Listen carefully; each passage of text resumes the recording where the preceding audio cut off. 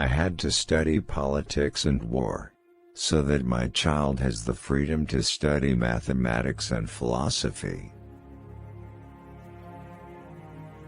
Property is surely a right of mankind as real as liberty. In politics, the middle way is none at all. Liberty cannot be preserved without general knowledge among the people. Facts are stubborn things, and fear is the foundation of most governments. Remember, democracy never lasts long. It soon wastes, exhausts, and murders itself. There never was a democracy yet that did not commit suicide.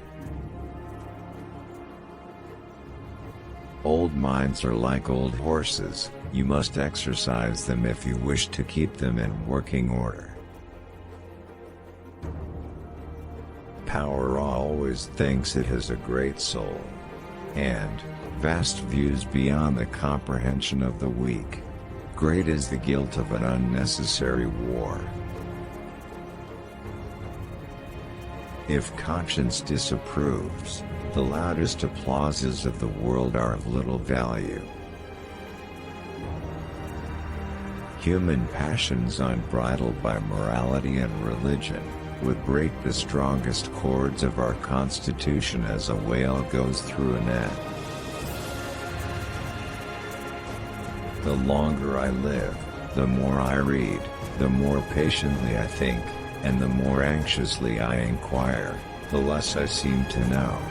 Do justly, love mercy, walk humbly.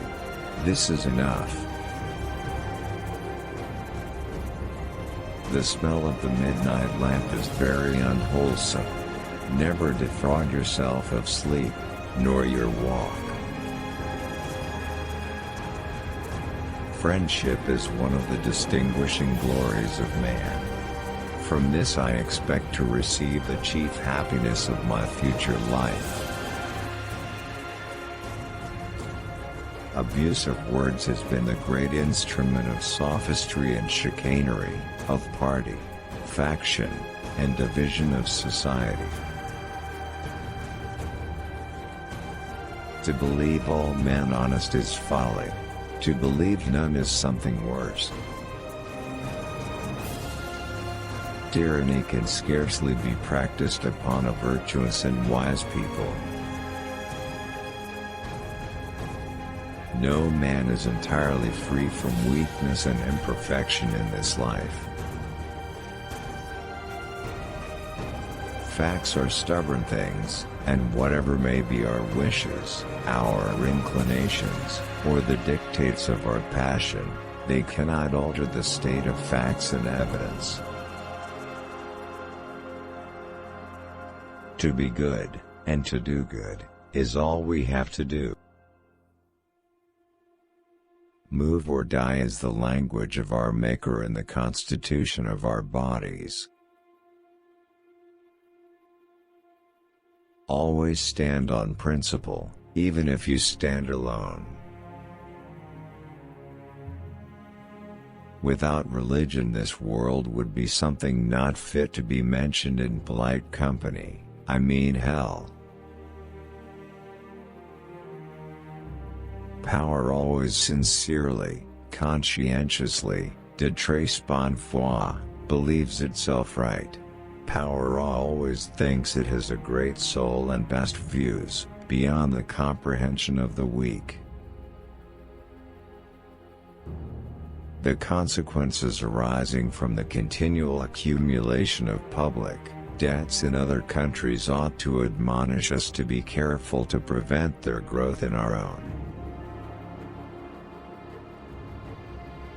The jaws of power are always open to devour, and her arm is always stretched out, if possible, to destroy the freedom of thinking, speaking, and writing.